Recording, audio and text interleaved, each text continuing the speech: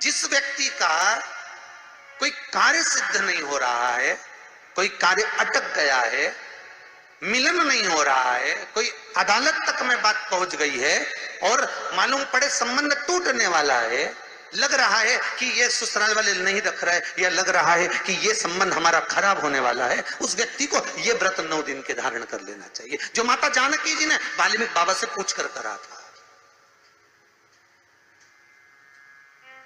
जो माता सीता जी ने वाल्मीकि बाबा से पूछ कर करा था।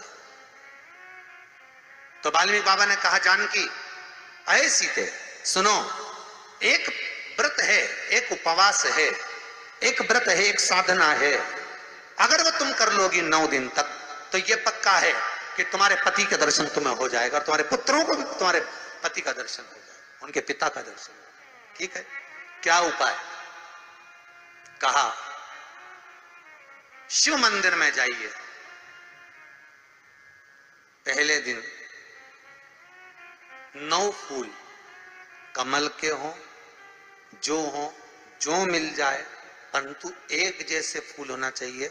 ये नहीं कि आज तुमने गुलाब का चढ़ाया, कल कमल का चढ़ा दिया, परसों गेंदा का चढ़ा दिया, नरसों चमेली का चढ़ा दिया, फिर रात रानी का चढ़ा दिया, ऐसे फूल ना चढ़ाए, एक जैसे फूल 9 दिवस तक। सीते हे जानकी, हे पुत्री, शिव मंदिर में जाकर अपने पति का स्मरण कर कर, कार्य का स्मरण कर कर 9 फूल प्रथम दिन घी का दिया लगाकर आप भगवान शंकर को कामना कर कर समर्पित करती हो, दूसरे दिन वही फूल दुगने हो जाना चाहिए 18। तीसरे दिन फिर 9 जोड़ लो 27, फिर 9 जोड़ लो, फिर 9 जोड़ लो, जोड़ते जोड़ते 90 दिन 81, कितने हो गए? ऐसे पुष्प शंकर भगवान को समर्पित करना। 10वां दिन होगा, पुत्री शिव कृपा करेंगे और तुम्हें अपने पति का दर्शन जरूर होगा। कर सकती हो? सीता जी बोली कर तो लूंगी, पर दिक्कत एक है। क्या? इतने में फूल चढ़ाऊं और फूल नहीं मिले तो? इतने में वहीं पर लव खड़ा हुआ था, पुत्र लव खड़ा हुआ था। उसने कहा मां चिंता क्यों करती है, फूल मैं ला कर दूंगा, तू तो बस व्रत धारण कर। यही गुप्त नवरात्रे का व्रत, इसी आषाढ़ी नवरात्रे का व्रत मां जानकी ने करना प्रारंभ करा और पुष्प लाने के लिए लव जाता। पहले 9 फूल तो आश्रम में मिल गए, दूसरे 27 फूल, 18 फूल भी आश्रम में मिल गए।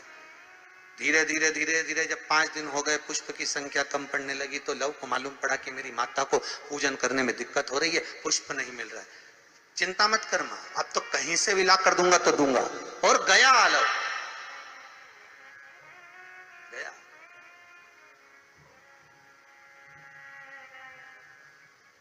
अयोध्या में पहुंच गए, जहां एक सुंदर सा सरोवर था।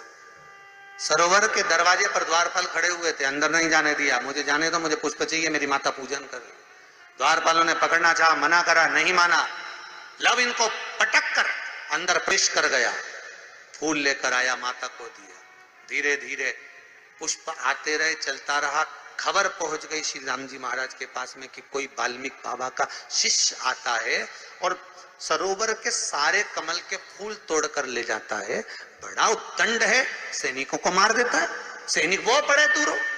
राम जी को सूचना मिली, आज 9वां दिन था, माता जानकी इंतजार कर रही है पुष्प आए। इतने में चारों तरफ सेना को लगा दिया गया कि आज सरोवर का एक पुष्प नहीं जाना चाहिए, और लव का युद्ध प्रारंभ हो गया उस अयोध्या के सरोवर पर। अंत में सबको पटक कर लव 81 फूल लेकर पहुंचे और मां से कहा, मां आज आखिरी का दिन है, शिव को रिझा ले। और माता ने शंकर भगवान को फूल चढ़ाया। 10वें दिन सूचना आ गई वाल्मीकि बाबा के पास में, तुम्हारा कोई शिष्य है लव, बड़ा उद्दंडी है, या तो उसको लेकर आओ, नहीं तो हमारी सेना उसको पकड़ने के लिए आ रही है। और किस माता का पुत्र है उस माता को भी लेकर आना, और किस भाई का भाई है वो उसको भी लेकर आना। और गुरुदेव आपने बालक को क्या सिखाया कि वो इतनी उद्दंडता कर रहा, आप भी आना, नहीं तो हम सेना लेकर पहुंचे। वाल्मीकि बाबा ने लिख कर पहुंचा दिया, चिंता मत करो हम पूरे ही आएंगे। वाल्मीकि बाबा को तो मालूम था व्रत पूरा हो चुका है तो दर्शन तो होना ही है, भले कैसे भी हो, भले लड़ाई से हो, विवाद से हो, पर खबर तो आ गई ना, समझौता की कड़ी तो जुड़ गई ना। भगवान वाल्मीकि बाबा समझ गए, सीता जी से कह दिया तेरा व्रत पूर्ण हो गया बेटा, अब तू कल तैयारी कर चलने की। और लव को लेकर पहुंचे, सीता जी को देखा, पुत्रों का स्मरण करा, राम जी के नैनों से जल बह गया। वाल्मीकि बाबा सीता से कहते हैं इसको कहते हैं साधना, इसको कहते हैं तप, इसको कहते हैं साधना। आप भी कर सकते हो। आनंद रामायण का ये प्रसंग वर्णन करता है कि हम भी क्यों ना कर सकते।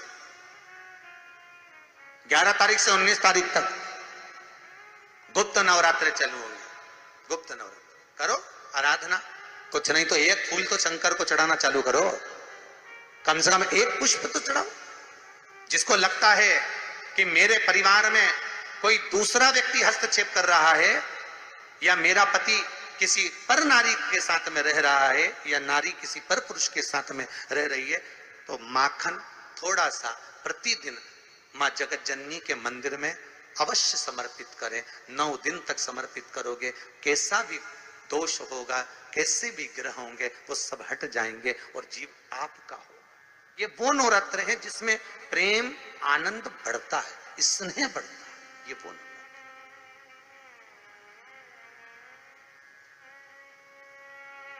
ये कोई साधारण नवरात्र नहीं है।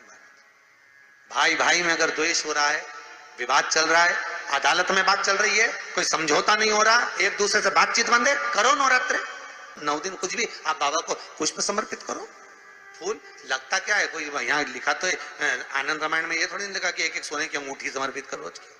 उन्होंने तो लिखा पुष्प, केवल पुष्प, केवल पुष्प, इससे ज्यादा कुछ नहीं। भगवान को दीजिए। कोई कामना है आपकी नहीं हो, बाबा को रिझाओ, उसको मनाने का प्रयास करें, प्रकट हो।